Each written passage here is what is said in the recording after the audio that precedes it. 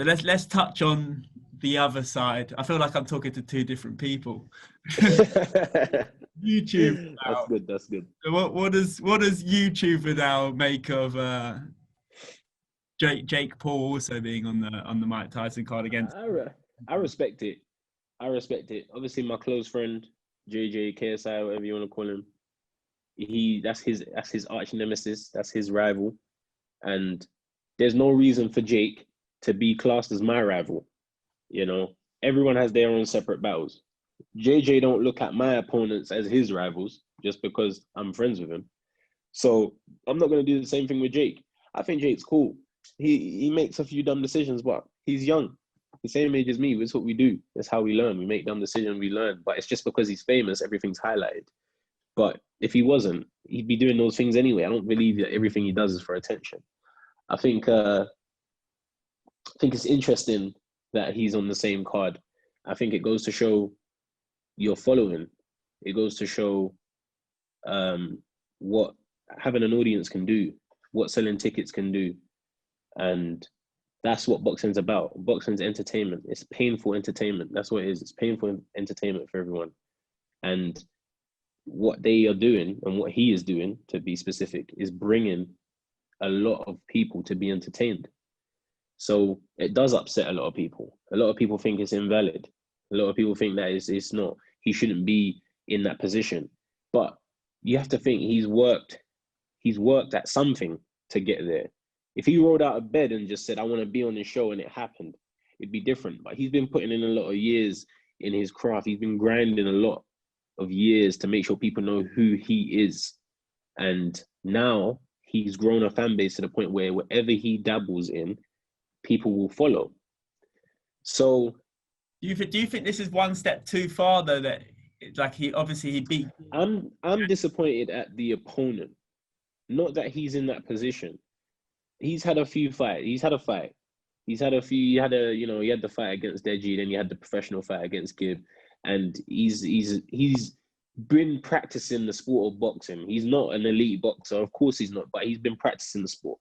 The problem I have here is the opponent. Nate Robinson has zero boxing experience. He was an NBA star. He isn't anymore. He's a name of the past of the NBA. So it's nothing that is like, it's not like LeBron. If LeBron said, I want to have a boxing match, of course everyone's going to care immediately. He's the best basketball player in the world currently. But someone of the past, someone that's so much smaller than him, someone that it's just like, nah.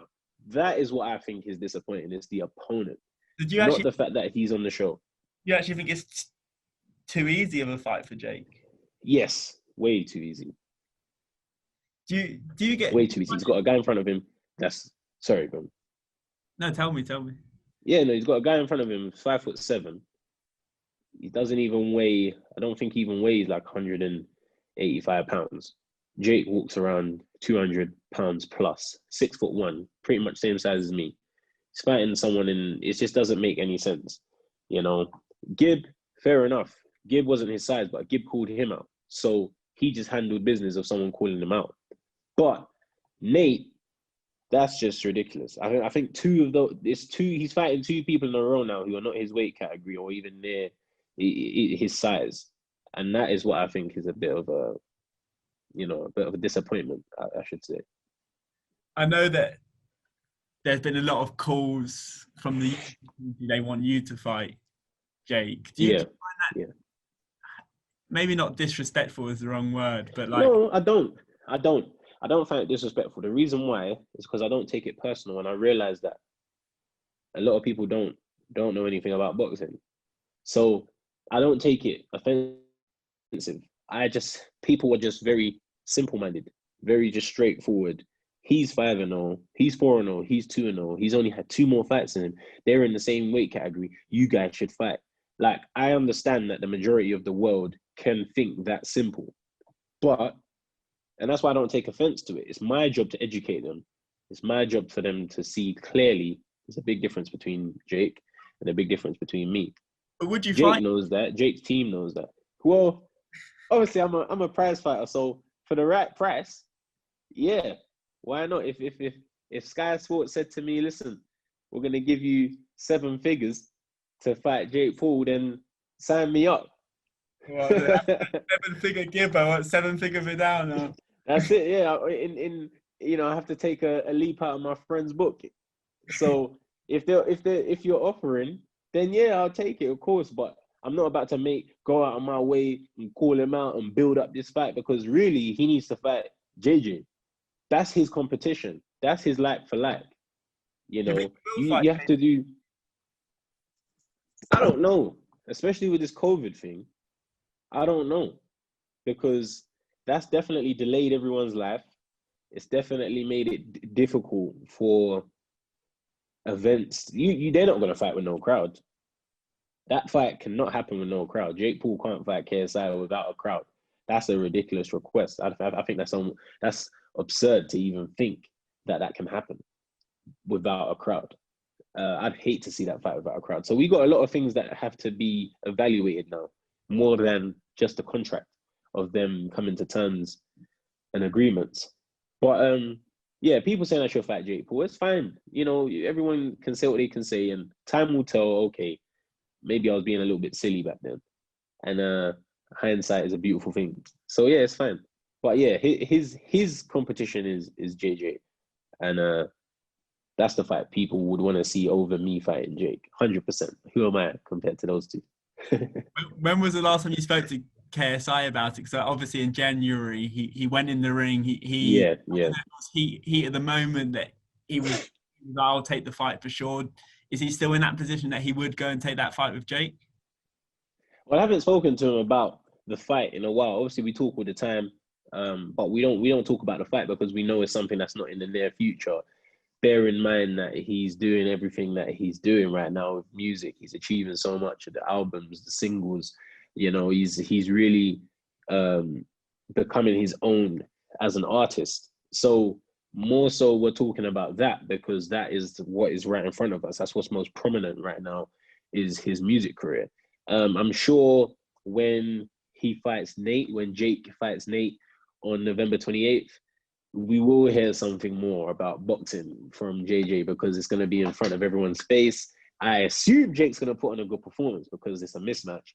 And then he will obviously have his post-fight interview to say what he needs to say. And hopefully we get a little bit of hype again building around the fight. But for right now, current time, it's a past topic. It's not in front of us. In January, I remember we spoke after the fight, and you said that you were done with coaching. Yeah. Is that still the case, or if? Well, do you think I've earned the right to live my own life? Do you think I've earned the right to try and progress my own career as opposed to furthering others?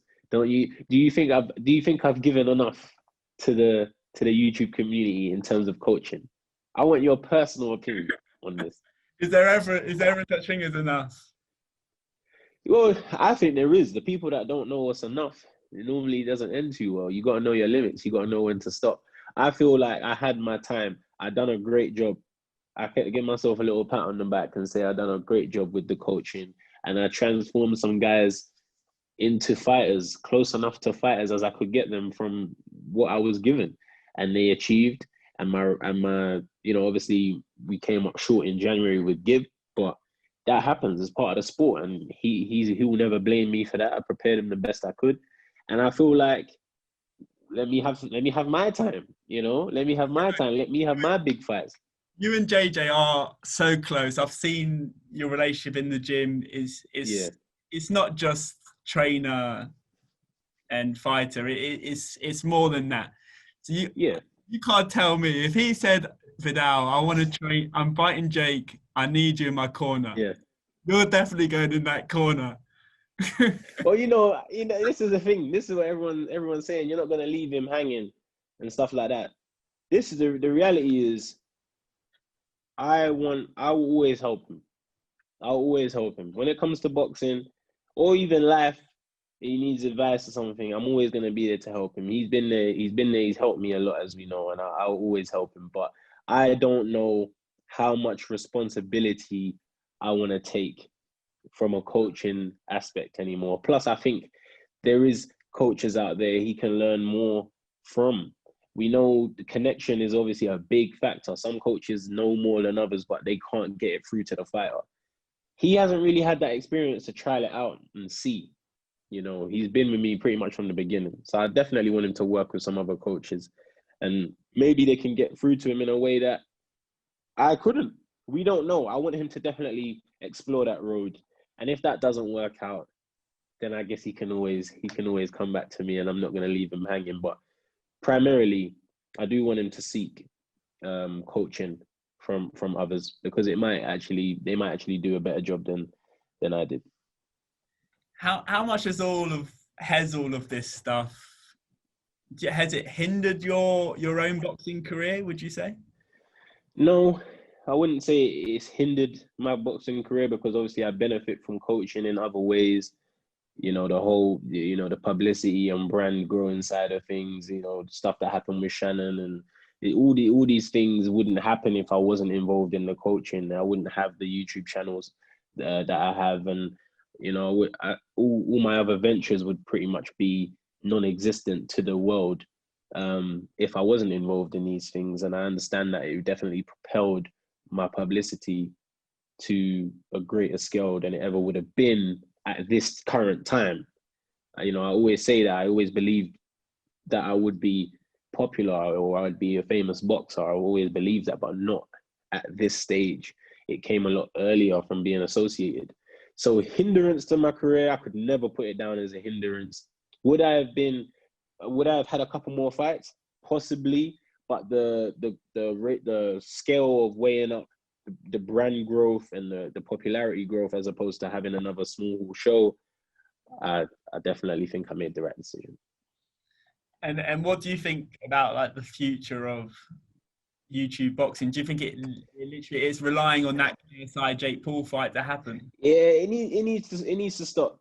I don't care how much I benefited from it. It's going too far. It's gone too far now. Logan and JJ, very competitive. Both fights, extremely competitive. Could have gone either way. You know, Gib and Jake wasn't a competitive fight, unfortunately, and that made people really start to frown upon the whole idea. Nate versus Jake, not gonna be competitive. So it's gonna start going back into what we all as a boxing community thought about them fighting anyway, is that it's not going to be good competition. The only fight that makes sense is Jake and JJ.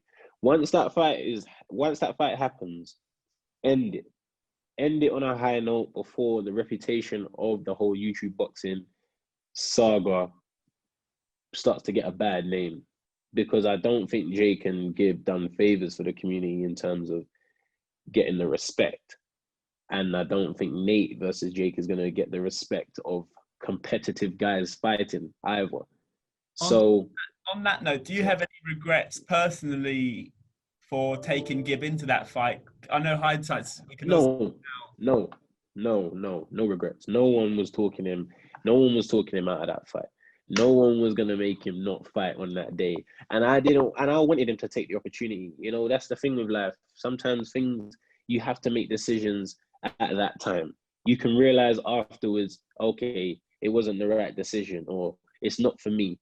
But you can't live your life thinking maybe this ain't gonna work, maybe that ain't gonna work. Otherwise, you will never do anything.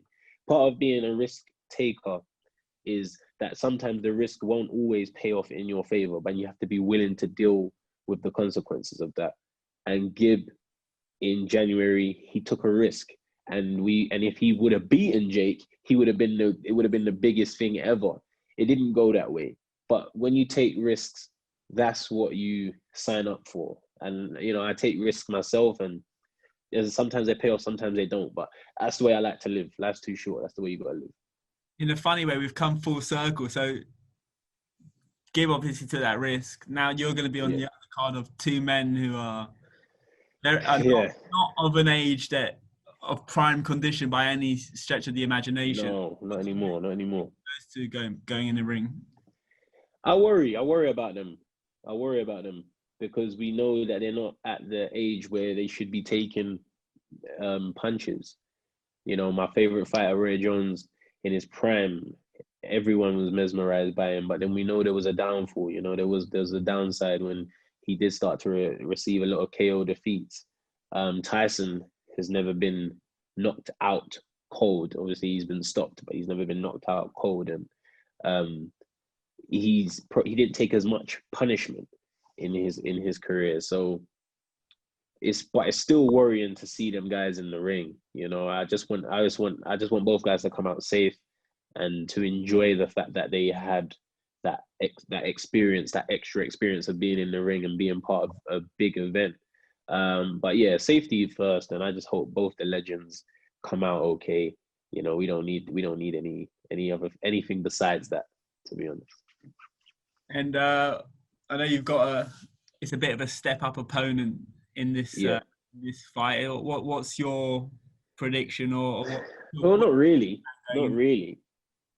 is step up, to be honest. The last guy I had, the guy that I fought in Dubai was a difficult fight. It was for someone in their third fight, because he had a lot of fights that were recorded. So the recorded record and what his actual record were, it's two different things. But he's probably the most experienced guy I've boxed so far. This isn't really a step up for me. I think it would be a step up for me if I wasn't improving. If I wasn't improving, we can call it a step up. But if I keep improving, everyone stays behind. So it never becomes a step up. It just becomes another move. You know, as long as I keep progressing, which I am, as long as I keep getting better, which I am, it's never going to be a step up. It's just a stepping stone.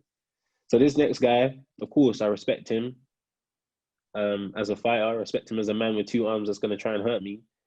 But when it comes to my ability and my potential of where I'm supposed to be, I'm supposed to deal with people like this. If I'm talking about earlier in the conversation, we're talking about world champions and where I can be. This guy, again, he's a stepping stone for me to get there. So, yeah, I take everyone seriously, but I don't think of it as a step up. The only thing that's a step up is 2 more rounds. Does that mean we're more likely to see a KO? Well, that's what we want. That's what we want. Let's not pretend. Let's not sit on the fence. That's what we want. That's what people want to see. I'm not going to put myself in stupid positions to try and get it and end up getting knocked out myself, because that's not the type of fighter I am. You have to be cerebral. You have to be sensible. But that is the goal. And if the opportunity presents itself, then I will take it. Because that's what needs to be done. And why we don't get paid extra for going the distance. So there's no point in dragging it out. But say that again? Don't get paid for overtime. No, we don't. You know we don't. It's the same. The fee's the fee. So if I can get him out early and get home and enjoy myself, then I will. But no, I'm looking forward to it. I know I can box. You know, it's something I don't have to stress about. Like, I know I can box. I know I can adapt. I know I can adjust. So we'll see if he can do the same. If he runs out of adjustments, then that's when the fight ends. Just quickly, before I let you go, predictions for Mike Tyson versus Roy Jones Jr. and Jake versus Nate Robinson. I'm going to give you a prediction for Jake, but I can't give you a prediction for the legends. I'm sorry. I feel like it's not my place. It's not my place to say. You're going to have to ask someone who's more seasoned in the game, who can have an opinion. I'm too new to this to be trying to judge what legends can do and who's going to win and who's not. I'm not going to do it. I'm not going to do it. Jake wins first or second round knockout. That's what I believe. And with Jones and Tyson, I just want both guys safe. That's all. Honestly, I just want both guys safe. I don't care about the result. I don't care about who wins. I just want both guys to get out of the ring, be able to string a sentence together, and be proud that they, at this age, they still managed to attract the amount of attention that they've managed to bring to the sport. And that's my final word on those two. Completely agree. Couldn't put a bit myself. And hopefully we'll see you fighting on this side of the Atlantic very soon. Soon. You know, we're not going to rush it. We're not going to rush it. We need to make sure it's nice. We need to make sure it's how I want it to be. I'm not going to do it until it's right. So when the time is right, I'm sure you'll know. Wicked. Viddal, thanks very much for speaking to us, and we'll catch up soon. Thank you, man. Appreciate it.